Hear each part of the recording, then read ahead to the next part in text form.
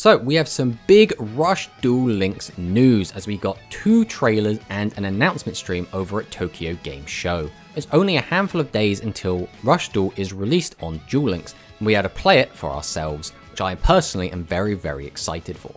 So let's talk about some of the changes that were revealed during the Tokyo Game Show. First up, 6,000 life points. Now this was leaked a little bit before the Tokyo Game Show stream, but we did get confirmation during the event. 6,000 life points is an interesting number, obviously 2,000 less than normal. It really, to me, feels like Konami really wants to make sure that Rush Duel Links is its own format and is not just the digital version of Rush Duel that a lot of us were kind of hoping for. Obviously we already knew we were going to have skills, so that is also going to be incorporated into that, which is going to make this feel very different, but still similar to the Rush Duels that we know and love. The other big change is that our deck size is going to be reduced from 40 to 60 cards to 30 to 40. This presumably will make decks a lot more consistent, but might make it a little bit harder to find room to put all the cards you want in. We also found out during the trailer that we will be drawing up to 5 cards each turn. This is fantastic, because I saw a lot of people worried that because they cut the deck size and they cut the life points, we might be reducing the number of cards we draw up to down to 4, but no, we will be sticking with 5 cards, which means a lot of the rush decks will be able to function as normal. And it's also looking like effect damage is not going to be halved. We did see during the demonstration the card Sparks get played and deal the whole 200 damage. It was not halved down to 100. Now this is a very small burn effect, so this might not be indicative, but the fact we have 7,000 life points instead of 4,000 makes me think they're not going to cut burn damage down, which means Dark Lurker could be a bit of a menace. Overall, I don't think these changes are bad. They will just make the game feel a bit different and maybe make it feel a little bit fresh. I think for a lot of people, they just really wanted to get a digital version of Rush Duel, and I know that those people might be a little bit disappointed. But the plus side to this is that it will be its own format, which means that the meta might not fall in line with the physical release 1-to-1, since some of the cards will be in different orders, and these skills will give us a chance to really mix things up and hopefully buff a lot of those weaker decks. One of the trailers showed us a look at our 4 main cast members from Yu-Gi-Oh! 7s, suggesting that they'll all be available and unlocked by raising our world level. We still don't know 100% if we're going to be getting a choice between Yuga and Luke, but I would assume probably, and then we'll unlock the other one when we get the world level a little bit higher. We also saw that the first booster pack will have the 7's Rogue Magician card art, suggesting that it will be available from that pack and thus not a Yuga level up reward. This makes sense. But that does mean any card from a pack will be available at 3, which means we will get to have our 3 copies of 7's Rogue Magician, which is pretty big. So will that mean we get 3 copies of Dragius as well?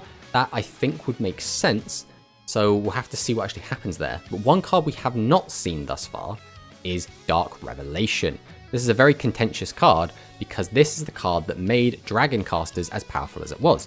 Without Dark Revelation, the pure Spellcaster deck as well, I feel is going to be a little bit weak. They're only going to have the 1 boss monster in 7's Rogue Magician.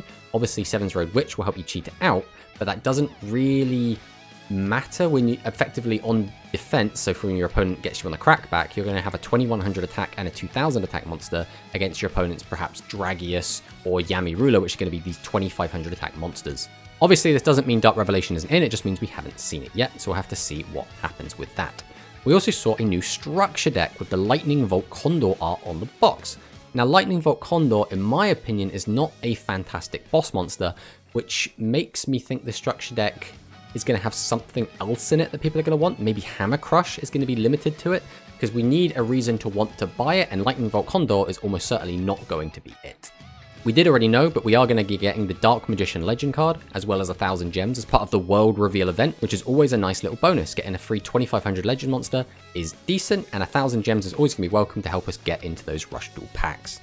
Of all the revealed cards, Rice Terrace Secure stands out the most, as it wasn't released until the end of the 7's era, as a Shonen Jump promo, which is a whole 2 years after the release of Rush Duel, showing us that the release order will not be identical to the physical release, and we might see other cards that are released a lot later, released a lot earlier in Duel Links. So I think that's everything that we learned. We saw things like Menzaburo being a standard world NPC, which is a little bit disappointing. And we also saw Yoshio as a standard NPC as well, which again, it is disappointing. I would have liked to unlock these characters, have unlock rewards for them. But I can understand they don't want to just release every single Sevens character because that might get a bit hectic, or they could later on down the line decide to make them proper unlockable characters for us to play as. Overall, I am quite happy with what we've seen so far. I think it's going to be a very exciting format. I am interested to see what skills we actually get and which characters are released early during the events and during release. And I think it's going to be a really, really fun time, especially at launch. I personally have saved up a ton of gems and I've been grinding out a ton of characters that hopefully we'll be able to build a really, really powerful deck very, very early. I'm also planning to stream on the day of release. We're going to be cracking packs. We're going to be unlocking characters, we're going to be trying to jump into some ranked and see what we can get done, and it's all going to be a really fun time. So if you're interested, come over to twitch.tv/Tomatosaurs on the Thursday of release. But yeah, that's everything we've got. So I'll see you in the next one, and thanks for watching.